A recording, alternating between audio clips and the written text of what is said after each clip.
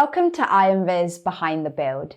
My name's Archana Ganeshalingam and I'm a Program Manager for the EMEA Solution Engineering team based right here in lovely London. IronViz is the world's largest data visualization competition, where 3 finalists take centre stage at our conference and have 20 minutes to tell the most compelling data story using exactly the same data set. Our contestants will be judged on 3 criteria: analysis, design, and storytelling. And it's something you must see to truly understand. Today, we'll be doing exactly that by learning what happens during the build. This is the process of starting with an empty canvas and turning it into a stunning dashboard. I'm delighted to introduce Will Sutton, 2022 IronViz champion, and his Sous Vizzer, Mark Bradbourne. Together, they'll watch their build back and explain to us some of the decisions behind the final dashboard that ended up winning this year's competition. Over to you, Mark. Thanks, Archana. Hey, Will, it's good to see you back from Vegas. How did your trip home go? Oh, very smoothly. No, it's great to see you too, Mark. Yeah, it was a good time for IronViz. How did it feel before we jump into the build? How did it feel to bring home the win now that you've kind of been able to absorb it a little bit? I don't think I have absorbed it, Mark. It still feels like I was watching a film, but I was in it. It's it still hasn't quite sunk in, but yeah, very, very humbled to get the win. Big kudos off to what CJ and Kim did. They did amazing stuff. I felt sure they had it. So still completely amazed by it all. So yeah, as I say, I couldn't have thought of 3 better vizzes to come out of the data set, and as well as just 3 amazing people to be on stage, competing. So let's dive into your viz and we'll kind of walk through it. Maybe we'll stop and start as we go. But yeah, let's hit the playback, and you can kind of play by play, and I'll ask a few questions along the way. Yeah. So this is the straight download from the Google Drive. So obviously with this build, I had quite a lot of background images to download, a lot of different preference files and custom shapes as well. And I had to start from the right because I knew that download button would come down. But here I'm just setting up the Tableau. I haven't even opened Tableau yet. I'm just trying to set up preferences and the custom shapes. So that's all ready to go. So you had built your own preferences file for this with the custom color palettes? Yeah. So I'd done that ahead of time. Yeah, just so it's all there ready to go. And then built 5 data sets, which just to try and keep the data sets quite simple and quick to use. So here I'm entering into what's actually a scatter plot, which does the animation of the people moving. So I'm creating this parameter from the step, which will be each of the individual slides, and then creating a filter for that, which will determine with the parameter which data set we're going to show. So how did this fascinated me, because when we were practicing, like, I had never seen this done before. How did you discover that you could actually kind of stack these background images in the way that you did? So what happened was I was working around with how can I try and build a sort of presentation kind of view. And I remembered from one of like the first training sessions I had with Tableau that you could use background images to do things like floor plans. I think there was one example with a baseball player, and you could plot the baseballs as a scatter plot and have the baseball player in the background. But what I discovered was that you could have that there was an options tab as well that you could set it to a value of a condition of when to show that background image. And so I thought, it all came together at that point. It's like, I could just change the background image based on this value, which I can change with a parameter. And then it's like, this is perfect now. So once we get into that, we'll have to dive in, because here I think you're about to start here. Here it is. Yep. So this is your background image. So you pick your image. So I had a different step. I set it to 0, 1 for this to match the scatter plot, and then you add your step, and then that's where you select your conditional value. And so you see that image come up. And now I've just got to do it for the other 8 or 9 images in the list. So this has been quite dull, but I can talk a bit more around. So how this works is it's a scatter plot before I was setting up sizing the image, the custom shape files. At the moment, there's no data shown between 0 and 1 on the axes, but there is some data points there.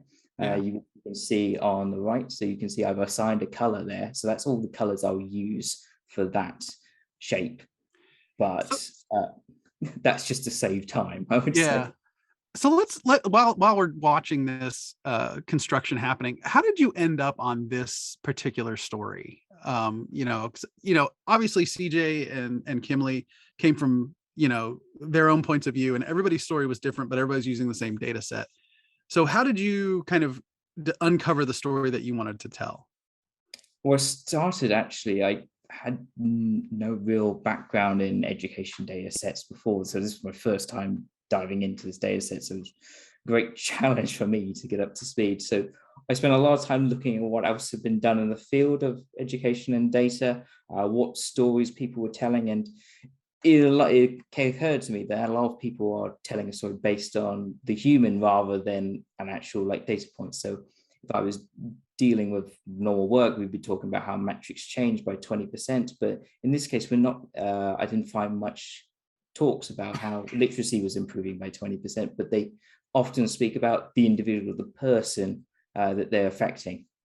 So I went with much more of a human lens to it. So that's why we've got the human shapes and the different stories about people. But it's just saw this correlation going on where it seemed that countries that were improving literacy rates also then saw an increase in other metrics as well that really benefited their economies. And it kind of made sense to me. So I remember a time quite a few years ago I remember seeing my mother, she was using a computer and she was typing one thing out from one screen, one file to another. I was like, I had to then teach her, so I couldn't let her carry on. I had to teach her how to copy and paste. She didn't know how to do this. And what I did is that triggered that memory for me, because I remember there's this infectious part of education where when you see something and learn something from it, you feel like you have to tell the other person. So I felt that this all then started making sense, where if you say in Zambia, we saw the change from life expectancy based on age and HIV, it just seems that those students would learn that lesson and then see it happening around and communicate that to their friends and their family members. And so everyone would end up benefiting for this. So then it really sort of cemented to me that this was a good story to tell. And nicely, it was quite a simple messaging as well, which I felt was quite important to get this across as well. Yeah, I loved Hannah Fry's comment about the bird's eye view and the worm's eye view, and the way that you constructed the story. I mean, obviously I'm not as brilliant as she is, but it clicked for me when she said that. I'm like, yeah, you really did start at that kind of that, country view. And then by highlighting those three stories, it was such a great way to kind of bookend the whole thing. Yeah. And you can really see with those countries as well, that impact as well. The metric is quite simple. You could scale those data sets were pre-prepared as well. So I think here's where we're just making the parameters to select this data. I think I'm a bit nervous here. Trying to duplicate the parameter when I'm meant to say, pick 5 for slide 5, set it to true, and then we can start showing. No, and I'd done it on the wrong data set. So now I had to go back and do it again on free story. So this, it's only slightly nerve-wracking. For future people, maybe multiple data sets isn't quite straightforward at times. But so here I am building out. So I build out one chart of my year, my values, and the countries. I then have with that custom color palette, I can assign it immediately, done. And then go and set the values. And I think coming up is where I start filtering to change to duplicate and change the graph for each different country. Now, these line charts are supporting the 3 kind of individual stories, correct? Yes, yeah, that's it. So it's using some of the data to back up these individual stories that I'd found in the different countries. So yeah, so here we go, duplicating away just to save myself some time. Now, I think it's important to point out there weren't individual stories in the data set. Talk a little bit about what your approach here, because I thought it was a really interesting way to illustrate the points you're trying to make, but it really was storytelling. Yeah. So I really had to go out and search, I think, a bit more about why things were changing in these countries as well. And so I think he was asking that beyond. So yeah, I think we sort of common sense know that being literate is a good thing, but you got to explain why. And then why in the context of this country as well. Why is it important for these people? And you could dive in around, thankfully, with the internet to find these cases where, say, schools had been built, HIV had come down, and yeah, child marriage was being an issue, and try and bring those stories to life with the data. And I think I don't know how to describe it, but I thought it was cool that you went and found a regional name, yes, yes, for that country to say this is going to illustrate this fictional person's story. Yes. But it was so impactful to just kind of think about that as any student that is sitting in that country who is learning to read and what the impact is going to be. Yeah. And again, that's sort of part of humanizing the data, is putting a name to it, almost like putting a face to it, almost, is trying to humanize it for anyone following along. I think this is where we're starting to build out the last section on the map. So I actually had two data sets for this. So I had one, which is your map of the different illiteracy rates by country that we had forecasted up from 2016, to highlight that quite simply on here. And the other one is for the map layer section that we do in the bottom right-hand corner. Which I remember when we first were working through this, I was confused as to why you were like, making the map transparent. And then I saw the image, and then it all started to make sense when you did the map layers. I was like, okay, this is a cool little trick. So let's talk about how you got the map layer, like how you plotted the line charts. I guess probably when we get a little bit closer to it, but I don't want to miss it. I forget where it is in the build, to be honest. Okay, yeah, it should be coming up. So now I'm just creating a parameter, and also, yes, so this is where we start doing the line charts. So that parameter is part of the action that will change the line charts for the different countries that you click on. But here we're using the make point, so we can access map players. So we've made a point so we can plot this data on a map. So this is where they will come up. So were the latitude and longitude just fixed points then? Yes. So I basically had to work out where on the graph each of those years would be, and then put that in the fact. It's you were purely doing this, I think, to get within the 20 minutes. Normally, when I was building this before, we had it where it was individual sheets for each of the graphs, and that worked quite well. But suddenly you have to build individual line charts. That's free. You then had the bands, that could be another sheet, and then you had a little profile at the top, which was going to be another sheet. So that was 5 extra sheets I was going to have to build, which was going to be quite time consuming. So went with map players, did the scaling on latitude and longitude to get them all to fit within like the box that a line plot would fall into. Yeah, so here's where I'm talking about that country profile. Also, I don't know if you noticed that there, I have one field called F, which is just false. Yeah. So it's just false. Okay. Yes. So nothing rude. It's just false. What that is doing is preventing any highlight actions going on. It comes quite towards the end where I'm adding the actions, but what that's doing is, so when you click on something, it will then highlight a specific area and shade out all the rest. Well, this is here to prevent that happening, because I didn't want the rest of the data to disappear just because you clicked on something or be shaded away. So here, yes, I've built out the bands. I'm just setting, so these filters are all about saying you want to be shown when you're on the last slide, you want to show for the particular country parameter as I well. want to pause it for just a moment. Okay. So you've duplicated that map layers data set 3 times. And I don't think I actually caught this on stage. No. Because by doing that, you're actually able to apply filters to different data sets that aren't affecting the other data. That is brilliant. Wow. As much as we looked at this, I completely missed that in the build. And it finally dawned on me what you're doing as I was sitting here watching it. Okay. All right. I've never seen that done before either. Did you pick that up from somebody or did you figure that out? I think it was Tableau Tim. I think I heard an anecdote that you could add in different data sets on map layers as a recent feature. Either way, I figured like, okay, if I duplicate it, I can then add it again, filter for the section that I wanted. So I think you can just see it here where it says about the 4th filter down where it says section profile, section band. So I pre-made the different sections for the graphs. Oh man, that is brilliant. Okay, carrying on. Okay, yeah. Oh man, brilliant, Will. Just brilliant. So yeah, so here's the section for the different pieces of those make point map layers. Oh, genius.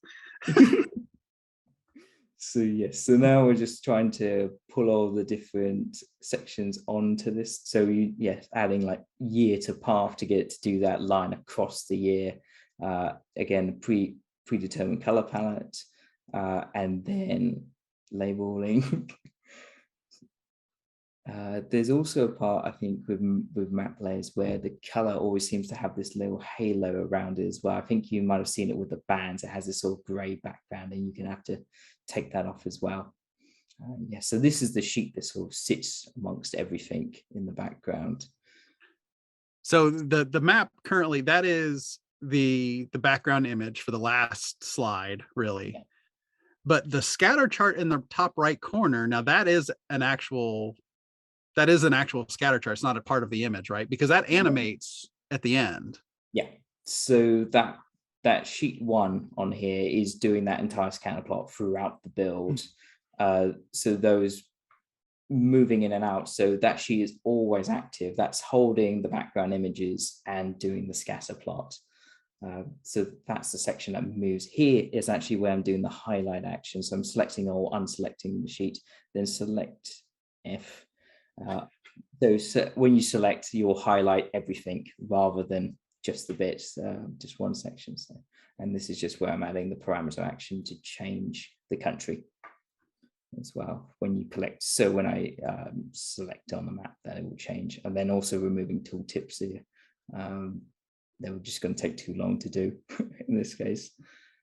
Yeah, so just testing it out. It works. Lines change, which is nice.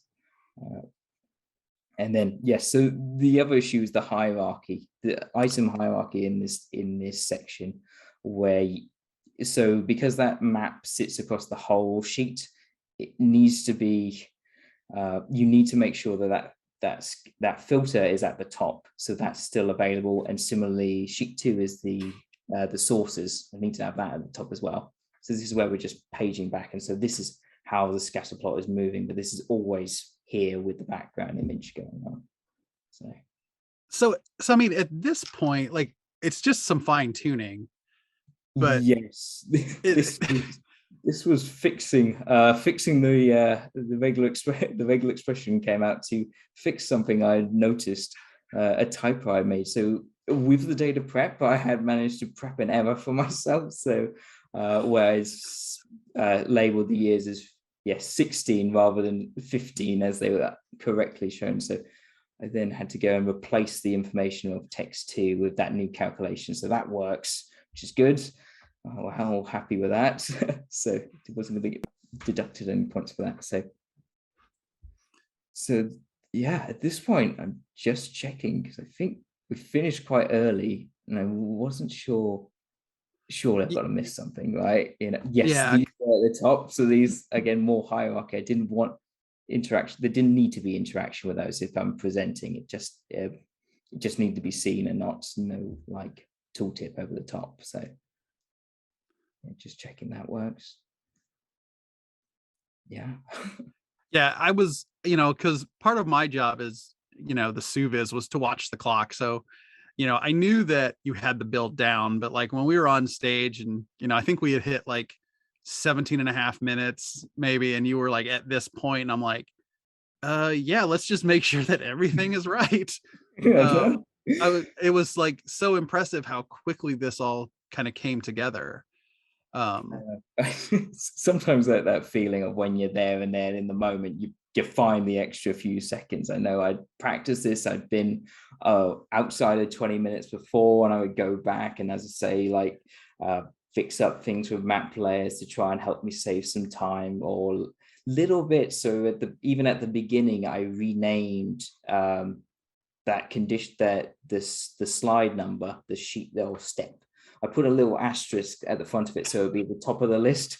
So when you're going through a numbering, say pick 1, pick 2, so that would be at the top of the list every time. So I could just save a few more seconds that way. So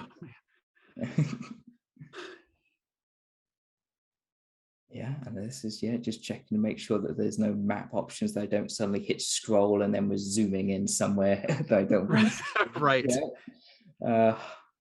So yeah. I guess as you're kind of just finishing up the cleanup here, so has a lot of times after Iron Viz, you hear about contestants and winners like being approached with job offers and other offers that are coming around. So give us the inside scoop. Any of that stuff happen? I gotta say, you become sort of a minor celebrity, or a celebrity in a very confined space pretty quickly. It was amazing. We had so many people come talk to me, and like I thank those people so much. They're so kind and so supportive of the build, and yeah, some of them came up for different bits, saying that they really liked the promo video. Did like that because we did put a bit of effort in that, but both you and me, Mark. So it's great to hear. Appreciate the charity, what I was doing, and yeah, some of the background story as well. So I said I came from a small town, and yeah, that resonated with people as well. So yeah, a lot of people got in contact, and yeah, it was quite inundated with messages. But yes, it can be career changing and life changing. You're right. It's celebrity in a small galaxy, but celebrity all the same. Yeah. No, it certainly has paid off dividends I didn't ever think in this case. So yes, certainly that was. When I think back to what I entered for the feeder, I didn't ever think it would get this far, and yeah, I mean the benefits have not just been doing this. There was actually a lot of I hadn't done anything like this before in terms of public speaking or anything like that. And actually, it was one of my like goals for the year was to do more public speaking. It's like, yeah, I think I hit that goal slightly, but yeah. Done something like this in front of like 5,000 people, and I've got to say the team were really good at like building up your confidence and getting you really prepared for this kind of event, which really did matter, because I came in thinking, oh no, what have I done? Yeah. So a little behind the scenes commentary. So like the first day of rehearsal, because there is a lot of rehearsal that happens for Iron Viz, as we figure out where we are on stage and what's going on, but all three of you were just kind of, very almost like overly introverted, and like, you're giving your pitches at the end, and, it was just, and yeah. So it's like, we got to coach you up, but you all did amazing once it came time. Like, it was so like, I was so proud of all of you when you did it. Yeah. And from this point on, it's sort of, I have more like introductions to do more speaking and more events, which has been like a great opportunity. And suddenly you think, oh, this will be in front of like a few hundred people. Oh, that's fine, because I've done thousands of people, and I lived through that, so Exactly. So yeah, it's given a nice barrier and everything of nice, I suppose, a scale of where to go to with on speaking. So it's given me a lot of confidence on that side, and yeah, it can be done. So the $1 million question is, are you going to try and come back and defend the title next year, or are you retired from competition? Speaking very much of if I get to come back, do I get to do another promo video? What's the main thing? Do I get to make another montage? It's absolutely, I would love to. But I'd also love for more people to go through this process as well. I wouldn't want to take up one of those spaces, but if there was the opportunity to come back, I'm tempted. Certainly tempted. But yeah, so I think. Oh, go ahead. Yeah, but I just say, yeah, it's be a great opportunity for more people to go through as well. As I say, it's not just this process; it's everything that you go for, and you come out a better analyst, a better person, I think. So what's your one piece of advice for anybody thinking about entering the feeder? Because you never know who's going to win the feeder. You never know who's going to end up on stage. So when you enter it, you've got to assume that you are going to be on stage. So what is your one word of advice for those people of, how do we encourage those people to submit and give it a try? I say, don't worry about the competitions. Any fears about going on stage, because that all gets taken care of by the team. You get supported and everything. You are, as you say, as Mark's been saying, get really built up for it. I think my one piece of advice, well, a few pieces of advice: start early with your project and pick something that you're really interested in, or you can bring your own personal touch to. I would say it's my main advice, because you can then bring really what you know and you can show to the forefront of your visualization. So. Awesome. Hey, Will, it was great to catch up and chat with you again. Yeah, great to see you. I loved getting to know you during the process, and happy to call you a friend now. Absolutely. So thanks for taking the time to walk through the viz. Really appreciate it. And with that, I'm going to throw it back to Archana. Thanks for joining. Thank you so much to our finalist and champion, Will Sutton, and his Sous Vizzer, Mark Bradbourne. There'll be episodes just like this one for each of the finalists. Be sure to check them out on YouTube or at tableau.com/iron-viz. You can check out each of their vizzes on Tableau Public, the world's largest data visualization repository, where you can download the workbooks and unpick and untangle them to learn for yourselves. And finally, it could be you live on stage next year. Look out for the qualifiers for your chance to compete in IronViz 2023. Because here at IronViz, our motto stands true: win or learn, you cannot lose. Thank you.